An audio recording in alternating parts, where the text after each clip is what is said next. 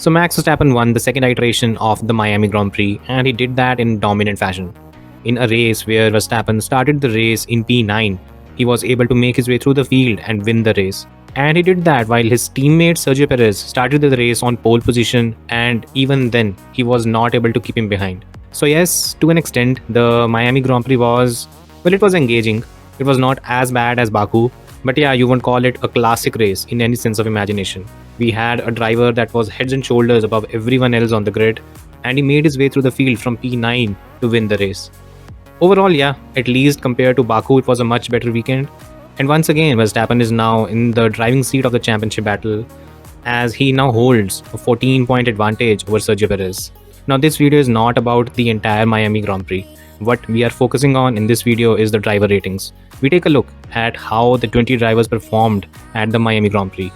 So yeah, without further ado, let's get to the main part. Let's rate the 20 drivers on how they fared at the 2023 Formula 1 Miami Grand Prix.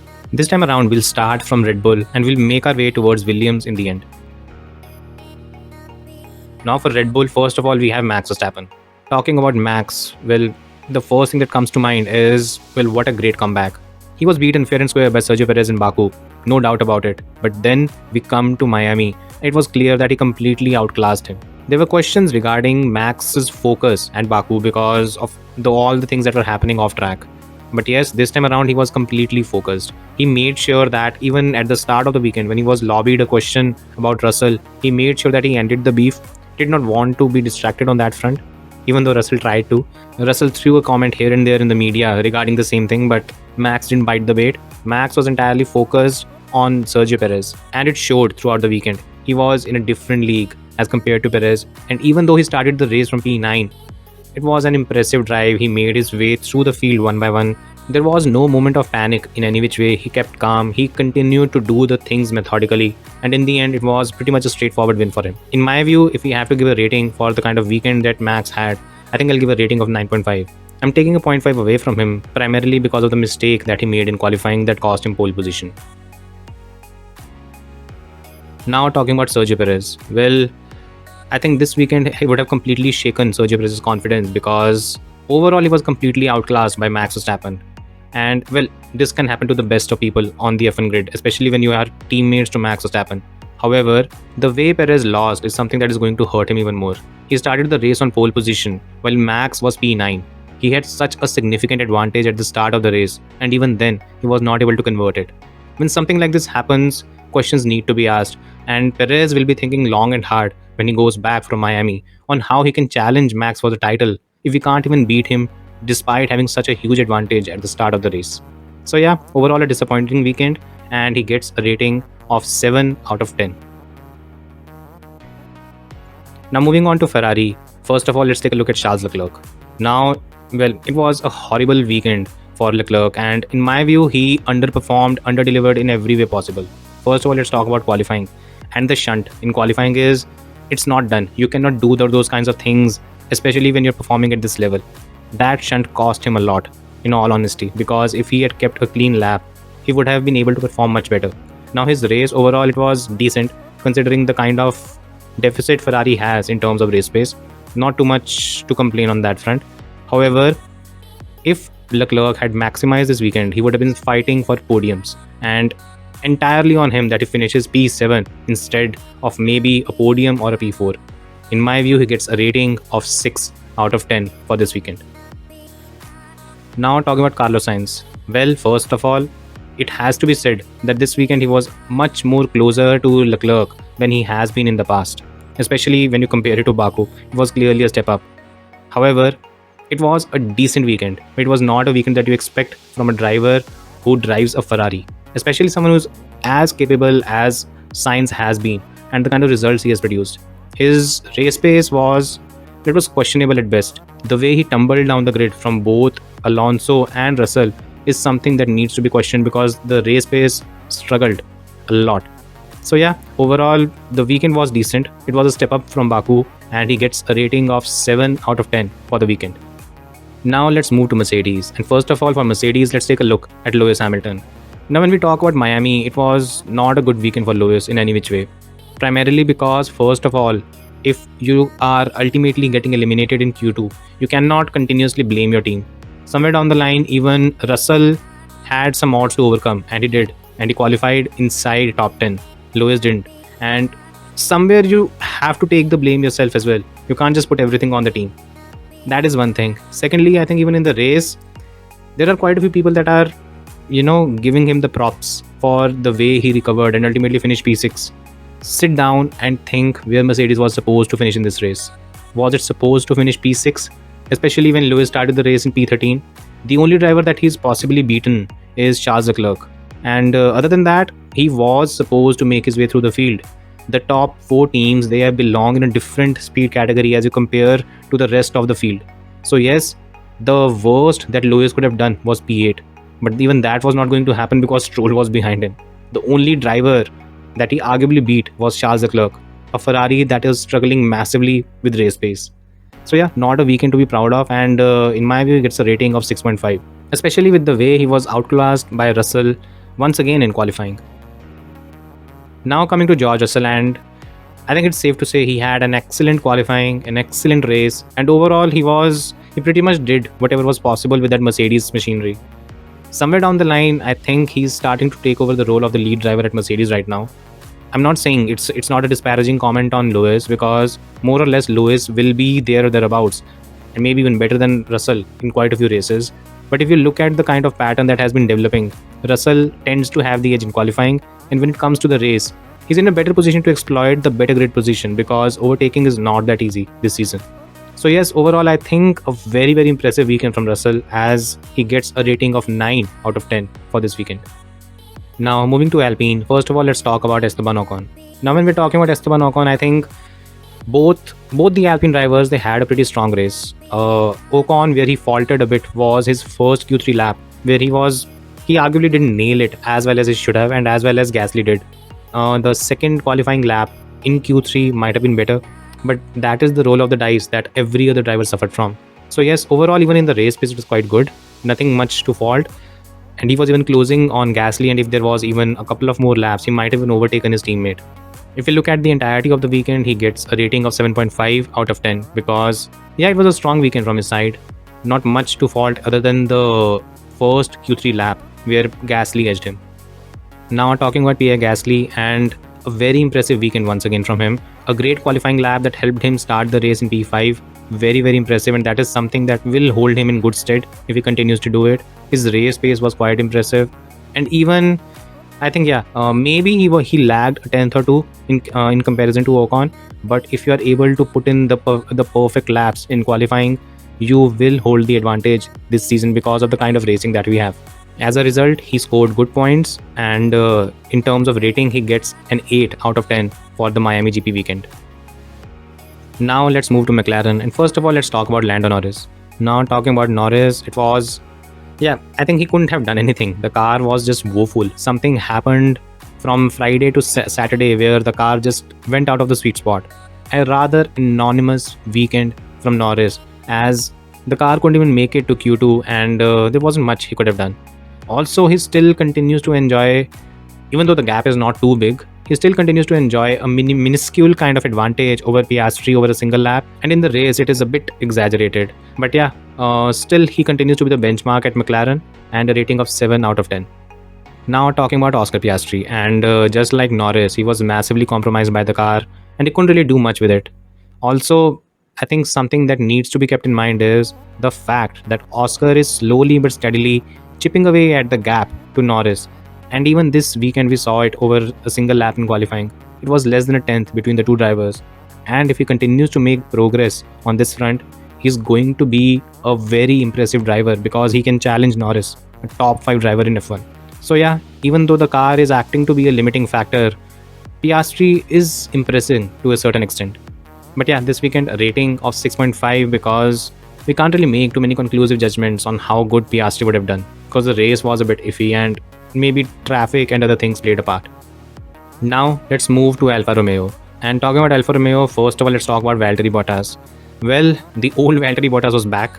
He put in a strong qualifying performance. He was inside Q3. He started in P10, and even the race was decent. His start was very impressive, but again, he's limited by the car.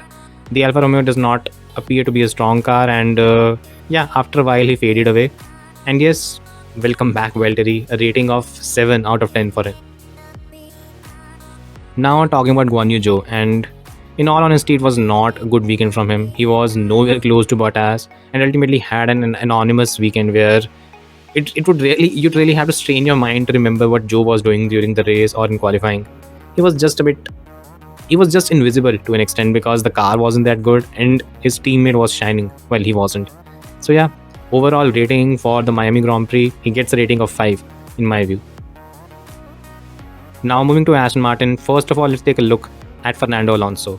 Well, talking about Alonso, what a remarkable consistency from him. 5 races into the season and he has not even had a single off weekend. That is the kind of level that he's performing at. Secondly, the qualifying session, spectacular. Qualifying the Aston Martin on front row, amazing job.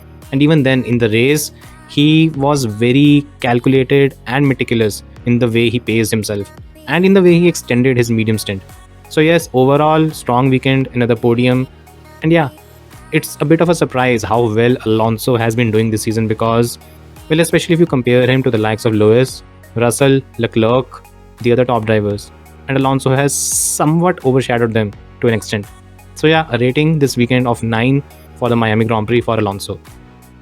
Now moving to Lance Stroll, and well, I think what a disappointing weekend from his side because the race was poor, the qualifying was poor, the overall result was pathetic. First of all, in qualifying, if your teammate is on the front row, you cannot afford to be getting eliminated in Q1. Then, if your teammate is on the podium, you cannot afford to not even score a single point. That is on a weekend where there is no accidents, no safety car, no stoppages, nothing that thwarted your progress. When these things happen, you have to be able to score points in arguably the second fastest car on the grid. I feel we are reaching a point where all the adulation and praise for Lance Stroll for starting the season despite being injured with a wrist injury, the adulation has dropped now because somewhere down the line this is repeated underperformance and underdelivery. The team is losing out because of him. And yeah, that's the fact. In terms of rating, he gets a rating of 3 out of 10 for the Miami GP weekend. Moving on to Haas, first of all, let's talk about Kevin Magnussen because what a stunning weekend from the Danish driver. His qualifying, amazing. He was in the top 2 rows in a Haas. Stunning job. Of course, he was a bit lucky because if everyone had got the chance to do the second laps, maybe he would not have been there. Having said that, still making the most of the opportunity that he had. Then, even in the race, he was able to score a point. And you have to say that for a Haas, that is an impressive feat. Great job by Magnussen, especially considering the kind of pressure he was in earlier in the season and how he fair and square beat Nico Hülkenberg this weekend. For the Miami GP weekend, he gets a rating of 9 out of 10. Now coming to Nico Hülkenberg, and I think arguably it can be said that his second Q2 lap, where he was blocked by a car in Q2, ultimately that is what cost him his entire weekend.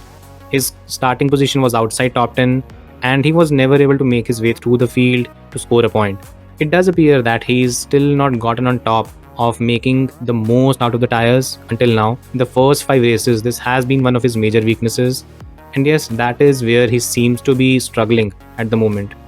And yeah, overall not a good weekend. He could have done better, he should have done better, he didn't. And yeah, for this weekend, he gets a rating of 6 out of 10. Now moving to Yuki Tsunoda, and once again an impressive weekend from him. He was out-qualified by De Vries, by the way, so yes, 1 blotch on the book. But other than that, he was much better than him in the race, and the kind of speed he showed where he was able to run quite high up the order, it was very impressive to see. Ultimately a P11 finish, which is not the best result. But yeah, overall if you look at him, he has been very consistent this season. And for making his way through the field to ultimately finish P11, just a few tenths away from top 10 result, one has to give him props. For the Miami GP weekend, he gets a rating of 8.5 out of 10. Now moving to Nick De Vries, and first of all, well, kudos to him, he outqualified Yuki for a change. But other than that, his weekend went downhill. The start was poor, the race craft is something that's starting to become a bit questionable, and most importantly, the lack of speed when you compare it with Yuki, it is becoming more and more apparent. To be honest, if this is how De Vries continues to perform, I won't be surprised if Liam Lawson replaces him mid-season. especially because Lawson has been impressing everyone in Super Formula. So yeah, again another poor weekend from De Vries, and he gets a rating of 4 out of 10.